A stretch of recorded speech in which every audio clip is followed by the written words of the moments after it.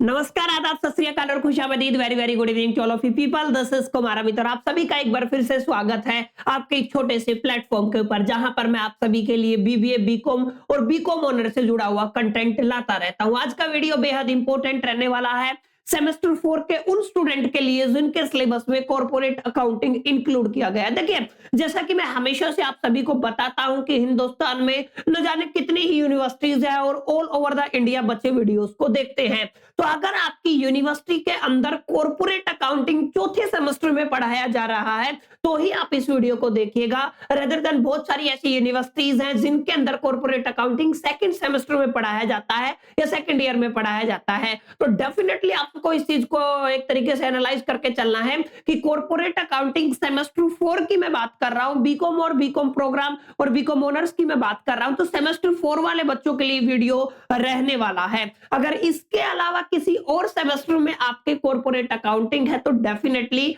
आप लोग comment box में बताइएगा, मैं उसके लिए आपके लिए एक सेपरेट सेशन बनाने की कोशिश करूंगा। वेल, विदाउट वेस्टिंग टाइम चलिए शुरू करते हैं और समझने की कोशिश करते हैं कि जो आपका कॉर्पोरेट अकाउंटिंग है उसका सिलेबस क्या रहने वाला है according to the NEP new education policy and session 2025 के लिए। देखिए, मैं एक छोटी सी बात बता देता हूं। अब की बार कॉर्पोरेट अकाउंटिंग के अंदर सेमेस्टर 4 के अंदर बच्चों आपकी 5 यूनिट नहीं है बल्कि 7 यूनिट है और बेसिकली ये जो सिलेबस है ये अकॉर्डिंग टू आपका दिल्ली यूनिवर्सिटी आप लोग कंक्लूड करके चल सकते हैं। क्लियर? तो दिल्ली यूनिवर्सिटी के अंदर आपकी 7 यूनिट रहने वाली है। 7 यूनिट के अंदर से आपका पेपर आने वाला है।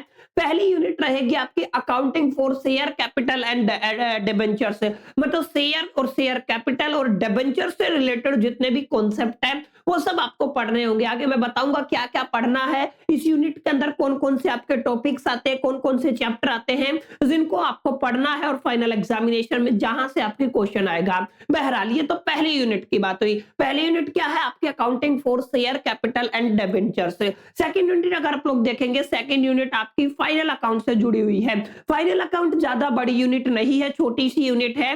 हम जब इसको पढ़ेंगे तो आप लोग एनालाइज कर पाएंगे कि जो फाइनल अकाउंट है उसका क्या सीन रहने वाला है। क्लियर? लेकिन सेकंड यूनिट क्या है आपकी फाइनल अकाउंट। अगर थर्ड यूनिट की बात करूं, valuation of the goodwill and the valuation of the shares, this is going to be amazing. आप सभी ने क्लास 12th में भी पढ़ा होगा वैल्यूएशन ऑफ द जिसको गुडविल बोलते हैं। क्लियर? गुडविल करके आपके एक टॉपिक था, चैप्टर था, जहां पे हम लोगों ने वैल्यूएशन ऑफ गुडविल को पढ़ा था, जहां पे हम लोगों ने 3 अलग अलग मेथड्स को देखा था। तमाम चीजें हम लोग यहाँ पे डिस्कशन करेंगे। Along with valuation of share कैसे किया जाता है, शेयर की वैल्यू कैसे लगाई जाती है, इसका भी डिस्कशन होगा। ये तीनों आपकी 3 यूनिट मिलती हैं। चौथी जो यूनिट आपकी रहने वाली है वो है amalgamation of the companies. Companies का एमलगमेशन कैसे होता है, this is going to be also very very important chapter. इनके अंदर क्या क्या चैप्टर्स पढ़ने हैं, इन ये यूनिट है, इनके अंदर कौन कौन से चैप्टर और टॉपिक पढ़ने हैं मैं अगली स्लाइड में बताऊंगा। 5वीं यूनिट आपकी रहने वाली है accounts of holding companies and the parent companies, मतलब जो कंपनीज अकाउंट होल्ड करती हैं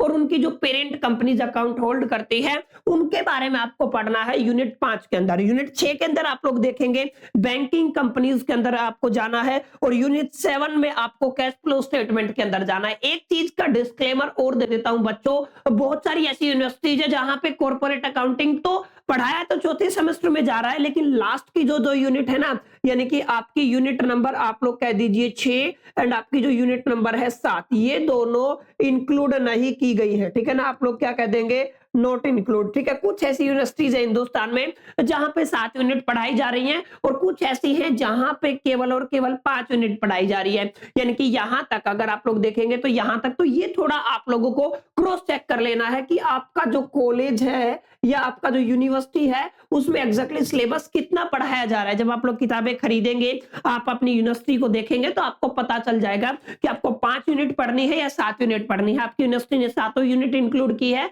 या 5 यूनिट इंक्लूड की है। तो ये एक ब्रॉडर सा सब्जेक्ट हो जाता है, ब्रॉडर सा इसका एक तरीके से सिलेबस हो जाता है कॉर्पोरेट अकाउंटिंग का। और उम्मीद करता हूं इन यूनिट का चक्कर आपको समझ में आ गया होगा कि यूनिट वाइज कैसे डिस्ट्रीब्यूशन रहने वाला है आपके चैप्टर्स का और कॉर्पोरेट अकाउंटिंग का। अब एक चीज और आपको समझा देता हूं बच्चों, ये आपका डिटेल्ड एक्सप्लेनेशन है, डिटेल्ड चैप्टर का एक्सप्लेनेशन है। आई होप कि आप लोग देख पा रहे होंगे, यहाँ पे क्लियर लिखा हुआ है। मैंने 2 चीजें लिखी हुई है। जैसे आपका पहला यूनिट है accounting for share capital and debenture, अभी हमने पढ़ा accounting for share capital and debenture. अच्छा, ये 15 लेक्चर की यूनिट रहने वाली है, मतलब 15 दिन के अंदर आप लोग ध्यान से देखिए, 15 दिन के अंदर इस यूनिट को कंप्लीट किया जा सकता है जब हम 1-1 घंटे का लेक्चर लेंगे। क्लियर? तो 1-1 घंटे के लेक्चर के साथ इस यूनिट को कंप्लीट किया जा सकता है। यहाँ पे क्या-क्या पढ़ना है, this is going to be very very important. यहाँ पे आपको इश्यू के बारे में पढ़ना है, fortune and research of the fortune shares के बारे में पढ़ना है। यहाँ पे concept, process of the book building, issue of the rights and the bonus shares, buyback of the shares and redemption of the preference share और issue and redemption of the debenture के बारे में पढ़ना है। इन डिटेल आप लोग ये समझ सकते हैं इस यूनिट के अंदर क्या-क्या पढ़ना है, यहाँ पे लिखा हुआ है। ऐसे ही देखेंगे फाइनल अकाउंट केवल 6 लेक्चर का आपका यूनिट रहने वाला है, 1 वीक में हम कंप्लीट कर देंगे, जहां पे आप पढ़ेंगे preparation of the profit and loss account and the balance sheet of the corporate entities. जितनी भी कॉर्पोरेट एंटिटीज हैं उनके लिए कैसे आप लोग पी एंड एल अकाउंट बनाते हो, किसकी बात कर रहे हैं, पी एंड एल अकाउंट बनाते हो, प्लस में आप लोग बैलेंस शीट बनाते हो। इन दोनों मुद्दों पर बात करनी है। Clear? Excluding calculation of the managerial remuneration, मतलब जो मैनेजरल रेमुनेरेशन है उसको हटाना है यहाँ पे, and disposal of the company profit, कैसे आपका कंपनी प्रॉफिट का एक तरीके से डिस्पोजल होता है, ये आपको यहाँ पे पढ़ना है। क्लियर? और ज्यादा बड़ी यूनिट नहीं है, मैंने शुरू में बताया था, आप लोग यहाँ पे देख सकते हैं। तीसरी यूनिट है आपकी valuation of the goodwill and valuation of share. ये भी छोटी सी यूनिट है, 6 लेक्चर की यूनिट रहने वाली है, जहाँ पे आपको concept and calculation of simple problem only करना है।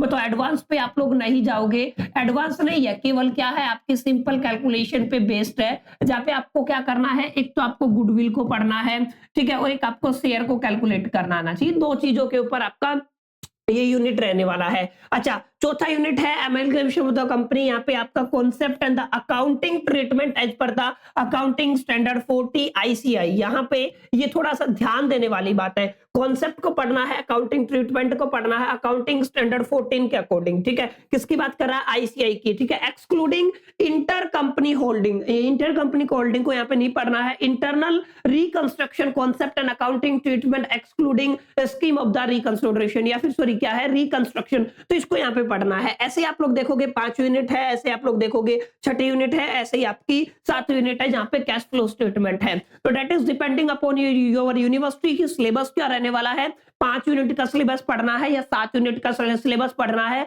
और मैं फिर एक बार रिपीट कर रहा हूं, ये वाला कॉर्पोरेट अकाउंटिंग उन्हीं यूनिवर्सिटीज पे एप्लीकेबल है जिनके यहाँ पे 4 सेमेस्टर में कॉर्पोरेट अकाउंटिंग पढ़ाया जा रहा है। I am not talking about the other semester. अगर अदर सेमेस्टर में है तो आप मेरे को डेफिनेटली कमेंट बॉक्स में बताइएगा, मैं आपके लिए एक सेपरेट वीडियो बनाने की कोशिश करूंगा। वेल, आप किस यूनिवर्सिटी से बिलोंग करते हैं और आपके सिलेबस में 5 यूनिट है या 7 यूनिट, ये बात आप मेरे को कमेंट बॉक्स में बताइएगा। चलिए, इस वीडियो में इतना ही, मिलते हैं नेक्स्ट वीडियो में। जब तक के लिए मैं तो all the best, till the keep learning.